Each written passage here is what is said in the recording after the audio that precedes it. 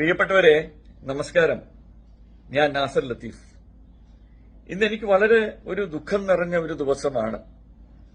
സന്തോഷമുണ്ട്. എന്റെ nomination accept ചെയ്തു. വൈസ് പ്രസിഡന്റായിട്ട് ഞാൻ വൈസ് പ്രസിഡന്റായിട്ട് നിൽക്കുന്നുണ്ട് എന്ന് ഞാൻ നിങ്ങളെ അറിയിച്ചു. ഇപ്പോഴും അറിയിക്കുന്നു. എന്നാൽ ഞാൻ എന്റെ സ്വന്തം സഹോദരനായി കരുതുന്ന ജയൻ ചേർത്തല, എന്റെ ഒരു സുഹൃത്തും വളരെ അടുത്ത ഒരു സഹപാഠിയുമായി ഞാൻ എന്റെ മനസ്സിൽ കൊണ്ടു സൂക്ഷിക്കുന്ന ജയൻ ചേർത്തലയ്ക്ക് ഒരു വർഷം മുമ്പ് ഞാൻ എന്റെ ഏതോ ഒരു മാനസികാവസ്ഥ വിഷമത്തിൽ ഞാനൊരു ഓഡിയോ ക്ലിപ്പ് അയച്ചിരുന്നു. ആ ഓഡിയോ ക്ലിപ്പ് ഇപ്പോൾ എടുത്ത് വലിയ രീതിയിൽ ഇലക്ഷൻ സ്റ്റണ്ടായിട്ട് പുറത്തേക്ക് ഇറക്കി. എന്തിനാണിത്? ഇതിന്റെ ആവശ്യം വല്ലതും ഉണ്ടോ? അങ്ങനെ ഇറക്കാനാണെങ്കിൽ എന്റെ കയ്യിൽ എത്രയേ ക്ലിപ്സ് ഇരിപ്പുണ്ട്.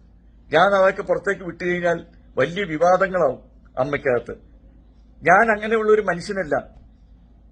ഇതൊക്കെ വിശ്വാസവഞ്ചന. വേറെ ഒന്നും ഇതിനകത്ത് പറയാനില്ല. വിശ്വാസവഞ്ചനയാണ്.